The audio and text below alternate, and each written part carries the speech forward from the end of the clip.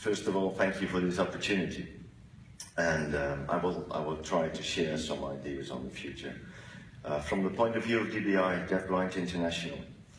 And some people already did before me. And I think it's pretty difficult to pretend the future. And when I was asked to do so, yeah, it made me think of a movie. It's called Back to the Future. And there are actually several versions of this one. The first one was 1985. And well, they traveled back and forth in the future. The creative team of the movie did some brainstorms, and they did predict the future pretty well, I think. Because what you see on the slide is the main actor, Michael J. Fox, in a double role, and he's wearing something like the Google gloves. And in the next slide we see something like we would call now Siri or speech recognition. And the last one is on something we use all the time. Everybody does that. But this is over 30 years ago. So predicting the future is pretty difficult, and a lot of technical issues were already there in their minds, and we are using it. So, the future. I will take you in this presentation in three steps. The past, the present, and the future. And I will pick some of the items that might be related to some ideas on the future as well.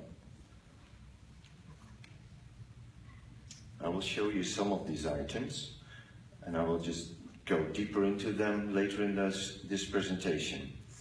So this is on the screen. You will see words like partnership, or research, or inclusion, or advocacy, or education, technology, partnerships, conferences, of course. And we'll just continue what we do is on it as well. So if you want to know where you're going, you just need to know where you came from. Then you know where you are. So we are an international organization focused on the needs of individuals who are deafblind, but also focus on the families and professionals who provide services. So looking back in the past, what matters of importance are there that we could use for the present or the future? You will see a slide now with a sort of a scheme, a timetable on the past, present and future. And I will just, each time I will just zoom in one of these periods. A bit of history. So the roots go back to 1950. And at that time we had contact by mail, but the traditional paper mail. And it was mostly amongst educators at the time, several international organizations, mostly schools. And in the spirit of advocacy dominating the 60s, the civil rights movement of people with disabilities emerged. They had to focus on equal opportunities, equal rights for people with disabilities. And nowadays it's more about inclusion and accessibility. I will skip a few years and go on to 1962, before I was born actually. Now you know a bit more about my age. There was the first group, and they had a conference. It was the first conference actually, and it was called Teaching Deafblind Children. And 41 people attended this conference. And now there are over 400, almost 525 or something, attending the conference, because, whoa, this is a big difference. And after that, many conferences and seminars followed. Around 1970, well, in 1970, the first UN declaration on rights on mentally retarded persons was presented. And soon after that it was changed in a Declaration on Rights of the Disabled Persons. So in that perspective, DBI changed also. In 1976, we had a first form of an official structure. We had a chairman, a secretary, a treasurer, of course, and a newsletter. And conferences were going on, world conference, like places in Germany or USA, France, Sweden, Argentina, Portugal, Canada, Australia, Romania, every 4 years. And now we have this cycle of 2 years, mostly on conference with a European character.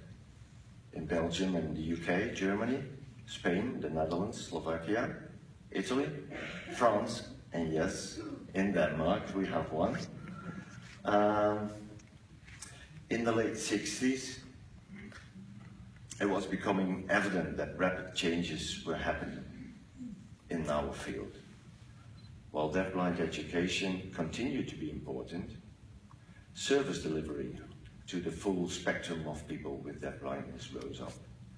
Parents wanted to have influence, a greater voice, and research initiatives were taking place in various universities. So programs were expanding more worldwide at the time. And DBI became a worldwide organization. And in the 1999, it became officially Deafblind International in Lisbon, in Portugal. So, growing and changing over time to the present. So we skipped a few years and enter, well, let's say 2012 until now. Human rights focus changed. Before it was strictly medical focused, and it changed more in a social perspective. And now the magical word is inclusion. There was a statement in the Salamanca statement. There was a framework on action on special needs of education. And in simple words, it said something like, there should be an optional development for persons with disabilities regarding their personality, their talents, their creativity, as well as their mental and physical abilities, enabling people with their disabilities to participate effectively in a free society. So going from a medical point of view to a more social inclusion feeling. And this slide, I prepared this one before Richard did. He presented the example of the wheelchair. Maybe some of you will remember on the Monday, or what, Tuesday it was. And he was telling in 3 steps, like you had to build a ramp. And that was, well, this picture typically is the idea from going more from a medical perspective to a more social model.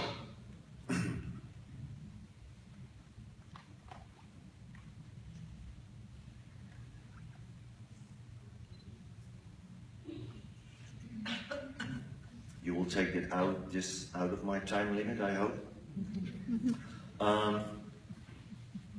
The present.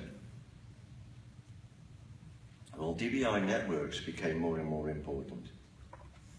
30 years. And networks sort of reflect and represent what the main issues are in the field and at the very moment. We got a few networks that we call sort of established ones that were here before, stronger ones, and new ones. And many of you will probably know them. I will name a few.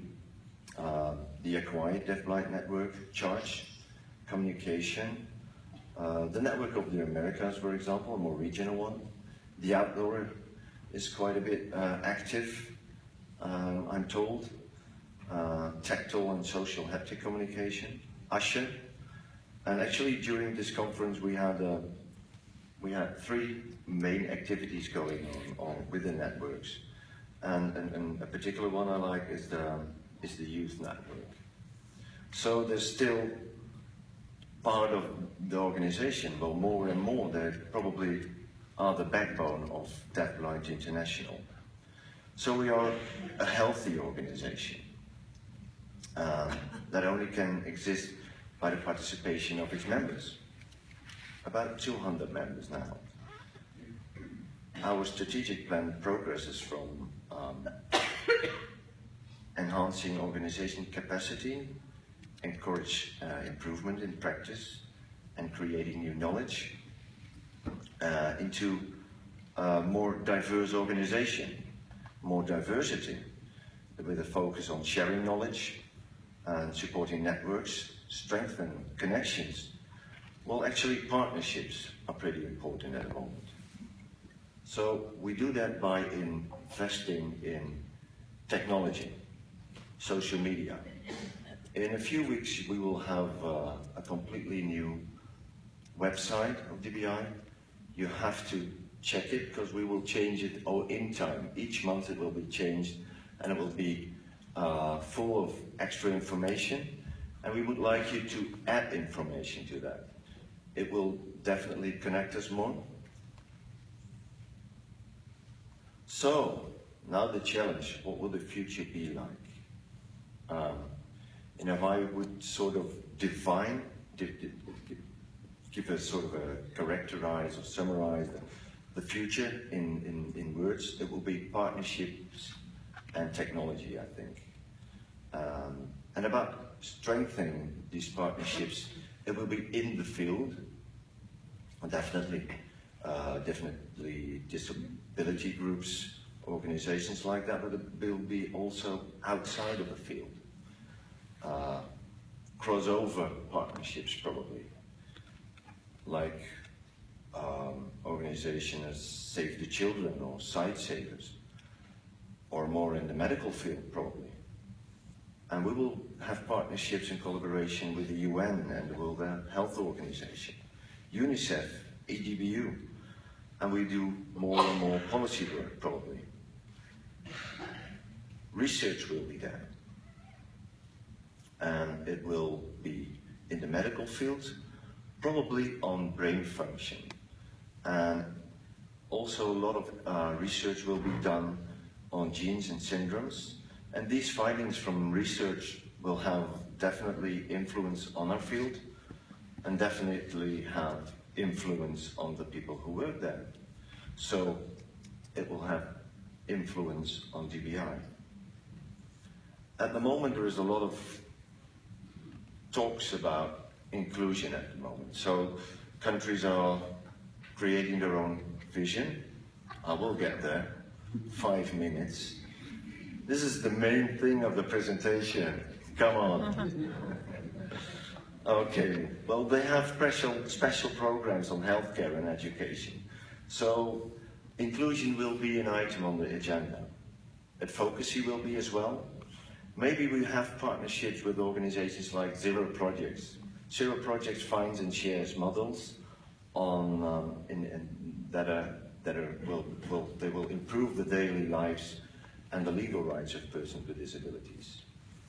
But items like quality of life, and not only work and education, but leisure time, for example, issues that we rarely address. I think they should be on the agenda. They should be on the agenda of policymakers. And of course, development of technology. Maybe some of you remember the conference in Romania. During these days, there was an announcement, and it was something like, from this moment on, dear colleagues, there will be free Wi-Fi. And at that very moment, everybody took out his device, his phone or iPad, and well, whatever happened on stage, everybody was just checking the Wi-Fi. Imagine this 8 years ago or 10 years ago, it wouldn't be there.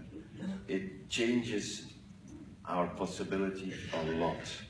It will change the way we connect a lot.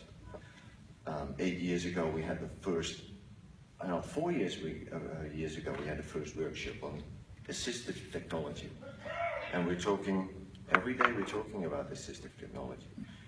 At the World Conference soon in Australia, it will be one of the items on the program.